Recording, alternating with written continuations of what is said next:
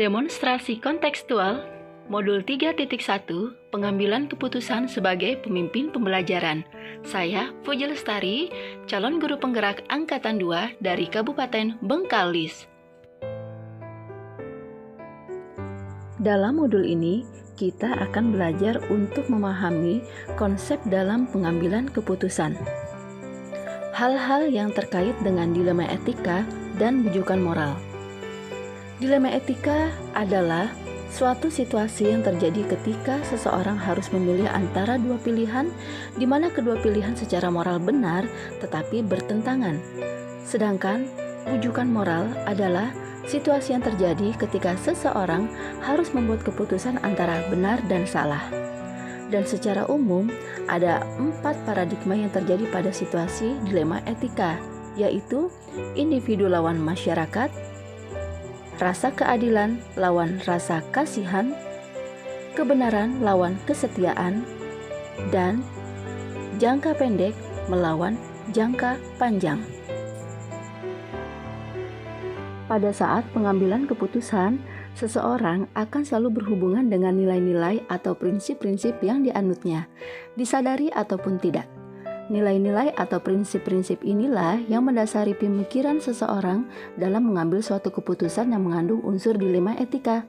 Dan terdapat 3 prinsip yang seringkali membantu dalam menghadapi pilihan-pilihan yang penuh dengan tantangan yang harus dihadapi ketika menghadapi dilema etika, yaitu berpikir berbasis hasil akhir, berpikir berbasis peraturan, dan berpikir berbasis rasa peduli.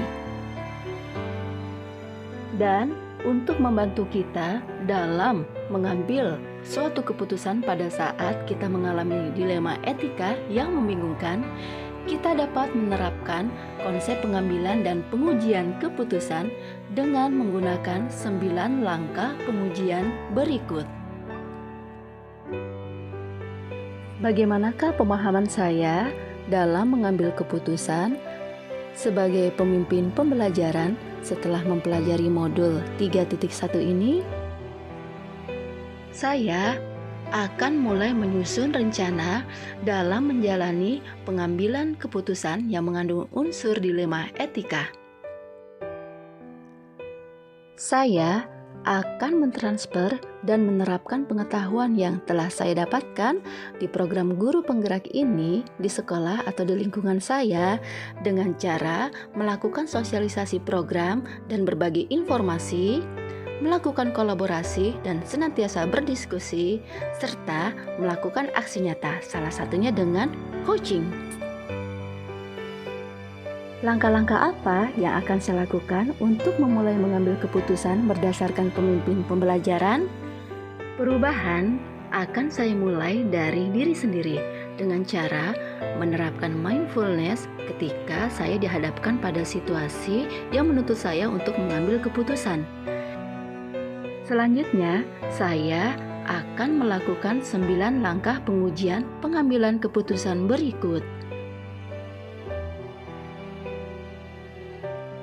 Mulai kapan saya akan menerapkan langkah-langkah tersebut?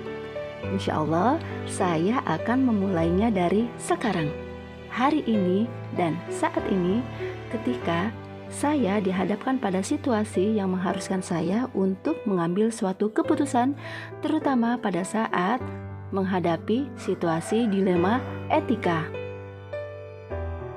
Lalu, siapakah yang akan menjadi pendamping saya dalam menjalankan pengambilan keputusan sebagai pemimpin pembelajaran?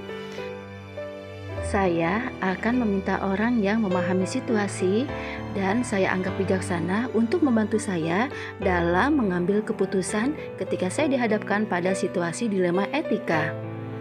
Bagaimana cara kita mengukur efektivitas pengambilan keputusan kita?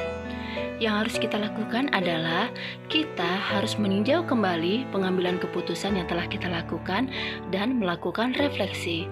Serta kita harus bertanggung jawab atas setiap pengambilan keputusan yang telah kita lakukan sebagai proses untuk bertumbuh menjadi bijaksana.